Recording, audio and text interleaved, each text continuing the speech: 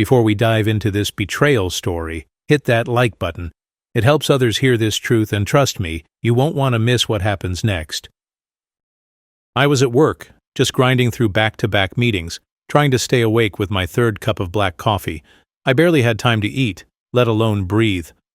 My team was stressed about a product launch. My phone was buzzing non-stop with Slack, messages and client pings. Then I saw her name light up on the screen. Maddie, daycare, except she wasn't at daycare. It was my daughter, my 4-year-old baby girl. She never calls me, especially not in the middle of the day. At first, I thought it was a mistake. Maybe she tapped something on the iPad by accident. Maybe my wife had helped her call just to say hi. I answered, smiling. "Hey, sweetie." But there was no giggle. No "hi, daddy," just breathing. Shaky. Soft. Like she was hiding under a blanket. Then came the whisper, "Daddy, there's a man in Mommy's bedroom." For a second, I thought I misheard her. My ears rang like I just stepped into a war zone. I leaned in, trying to keep my voice calm. "What do you mean, sweetheart?" "Where's Mommy?" she whispered again. "She's upstairs. The door's closed." I heard talking and laughing. Laughing. I pushed back from my desk, nearly knocking over my coffee. My heart started racing. My mind went blank, and then, filled with thoughts I didn't want to have. A man in my house with my wife while my daughter was home? No. No way. This had to be a misunderstanding. Maybe it was her brother visiting. Maybe it was her cousin. Maybe... But deep down, I knew. You don't get that whisper from a child unless something feels wrong. And kids? They don't fake fear. They don't hide their instincts behind logic. They just feel it. I grabbed my keys, didn't say a word to my boss, didn't log out, didn't even grab my laptop. I sprinted out of the office. I could barely see straight. My chest was pounding. I felt like I was going to throw up, scream, and cry. All at once. I called once. My wife didn't pick up. I called again, straight to voicemail. 10 minutes. That's all it took to get home. But it felt like 10 years. I ran every red light, took every shortcut, drove like a madman possessed by panic. And the entire time, my daughter's whisper echoed in my mind. "There's a man in Mommy's bedroom." I wasn't just racing home to confront betrayal. I was racing home to protect my daughter from whatever the hell I was about to walk into, and nothing in this world could have prepared me for what I saw when I got there. I pulled up to the house, tires screeching. The second I hit the driveway, I saw her car, parked exactly where it always was, calm, undisturbed, like nothing was wrong. But then, there was another car, a silver Audi, new, clean, no parking permit, not familiar. My hands clenched the steering wheel so hard I thought it might snap. This was real. I slammed the door behind me and bolted inside. As soon as I walked in, my daughter ran to me, her little arms wrapped around my legs, and I could feel her body trembling. She was crying, whispering, "Daddy." I was scared. I dropped to my knees and hugged her tightly, trying to keep my voice steady. "It's okay, baby. You're safe now. Go to your room and lock the door, okay?" "I'll take care of it." She nodded with wide eyes and ran off, little feet pattering down the hallway. Then I stood up and turned toward the stairs. Every step felt like I was climbing a mountain with lava underneath me. My heartbeat was deafening. My fists were clenched. My jaw locked. And when I reached the top, the hallway was dead silent. Too silent. I stood in front of our bedroom door, and it was locked. The doorknob rattled as I turned it. Locked. A laugh, a voice, a man's voice, from the other side, then shuffling, whispers, panic. I saw red. I pounded on the door with my fist. "Open the door." No answer. "Open the door." More shuffling. Then silence. And I didn't wait any longer. I stepped back, took one long breath, and kicked it open. Loud thump. The door flew inward, crashing against the wall, and what I saw burned into my soul forever. There they were, my wife half naked, hair a mess, eyes wide with guilt, and some guy scrambling to pull his pants up like a scene from a bad movie. The man froze. His face turned pale. My wife started crying instantly, covering herself with the blanket like that was going to erase what I'd just seen. But I didn't yell. I didn't scream. I pulled out my phone, hit record, and in the most chilling, calm voice I've ever heard myself use, I said, "Smile. You're on camera." They both stared at me in horror, and that was just the beginning. I held my phone steady. They froze, like deer in headlights. My wife tried to cover herself with the bedsheet. Her face was blotchy, tears already welling up. The guy, mid-30s, smelled like expensive cologne. He stammered, "Man, listen, I didn't know." I cut him off with one look. "Shut up. I'm not here to listen to your excuses." I turned to my wife. No. The woman I used to call my wife. She was crying now. But it was that selfish cry. The kind people use when they're sorry they got caught, not sorry for what they did. "You left our daughter downstairs, alone." She said nothing, just sobbed into the sheet, looking anywhere but at me. "You disgust me." Then I turned back to the other guy. His hands were up, like I was about to hit him. And honestly, the thought did cross my mind, but instead I kept my voice calm. I wanted every word to cut. "Call your wife. Right now on FaceTime." He blinked like I slapped him. "What? You heard me. Call your wife. Tell her exactly where you are. Tell her what you just did, or I'll do it for you." He shook his head. "Come on, man, don't drag her into this. We can talk." "Call her." His fingers trembled as he pulled out his phone. I could see the name on the screen. "Melissa?" He tapped it. She answered. Camera showed a woman sitting on a couch folding laundry, smiling. "Hey, babe, what's up?" And then her face changed when she saw where he was. My bedroom. My wife's guilty face in the background. Me holding the phone with rage in my eyes. The color drained from her cheeks. Melissa," he stammered. "Tell her." I barked. He gulped. I messed up. I'm at some guy's house. I slept with his wife." Melissa gasped. Her mouth hung open. I turned the camera toward my wife. "Now she knows," I said coldly. "You can come get your husband. He's done here." Then I ended the call. Before he could say another word, I decked him in the face. A clean and sharp one. He dropped to the floor with a yelp. He whimpered, holding his face. "You're lucky I didn't break your jaw," I said. Then I turned to my wife. "I want you out. Now. You don't live here anymore." She sobbed, begging, trembling like a leaf. But the kids." "Please, can we talk?" I stepped over the guy on the floor. I said, "Leave. Right? Now. No more begging. No more lies." I just walked out of that room and slammed the door behind.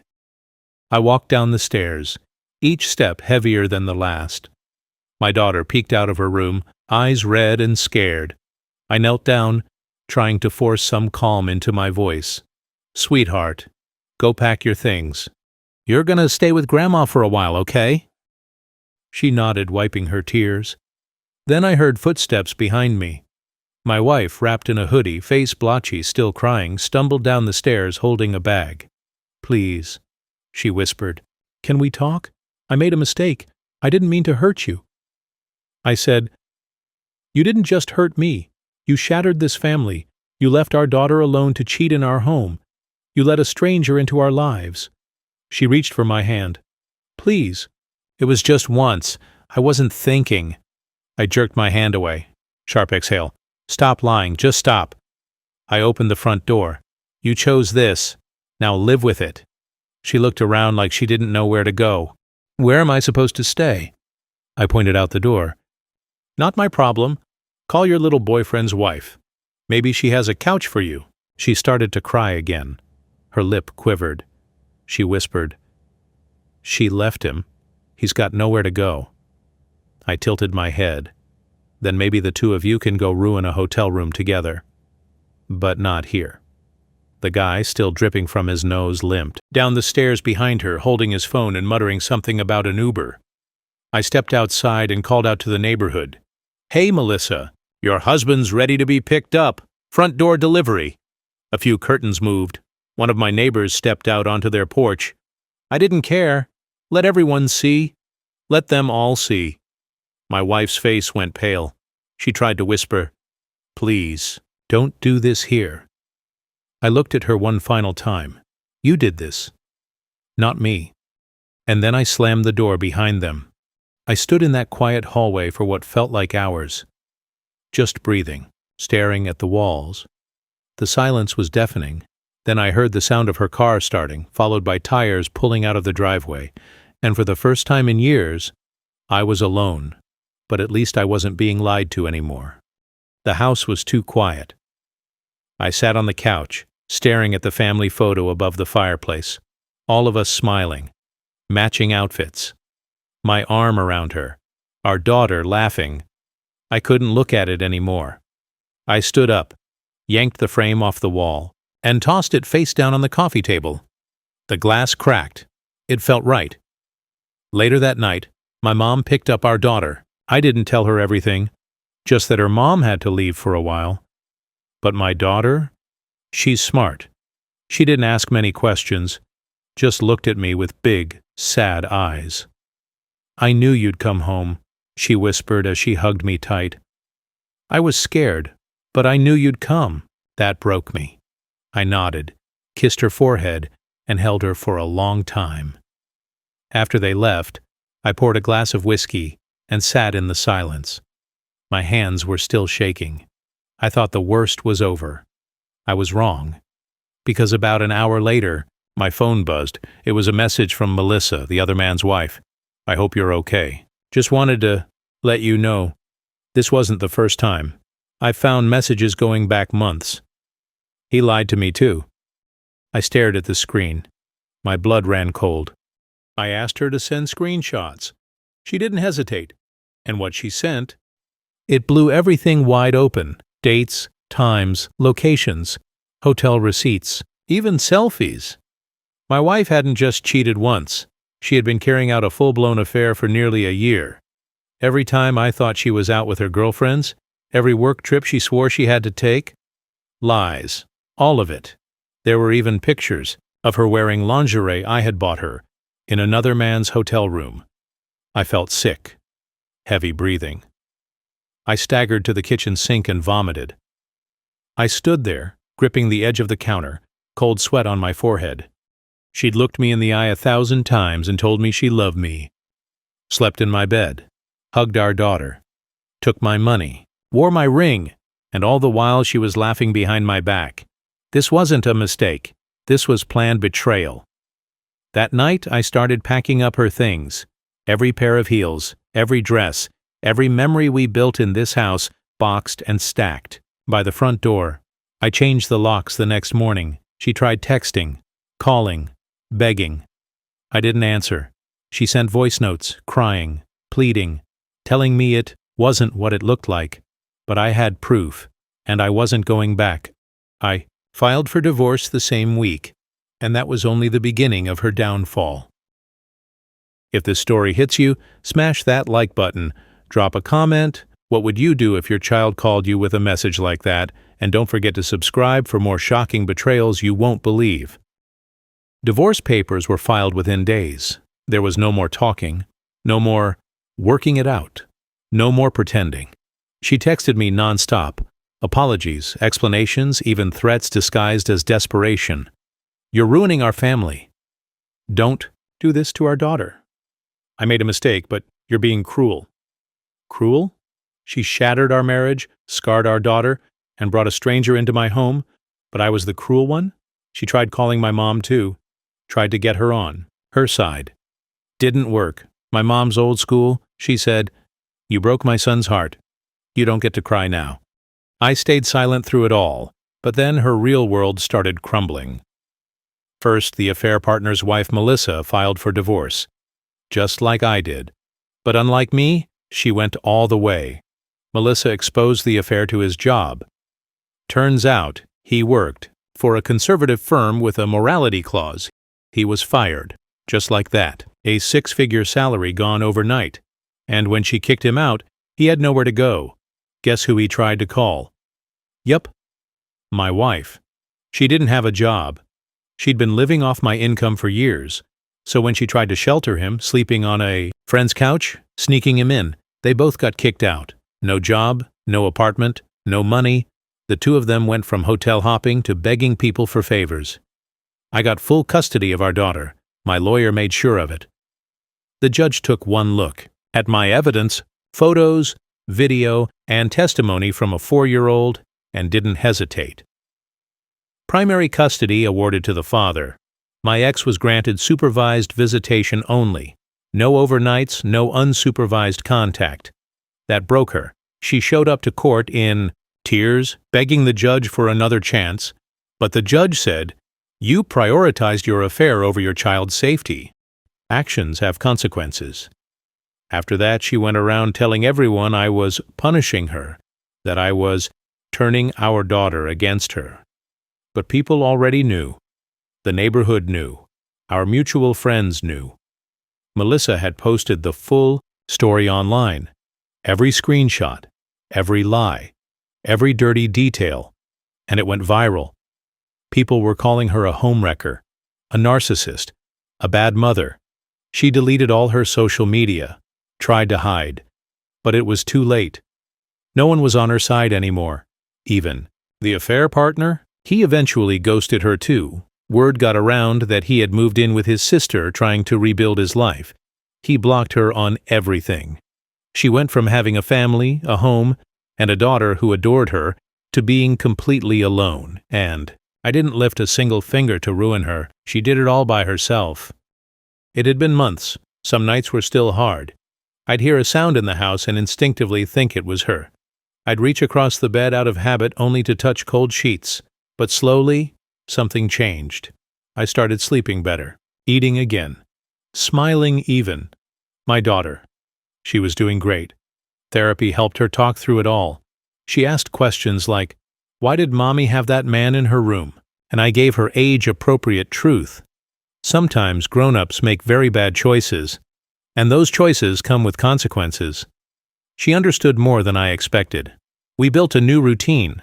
Just us. Weekends at the park, movie nights, pancakes for dinner. There was peace in the house again, laughter even.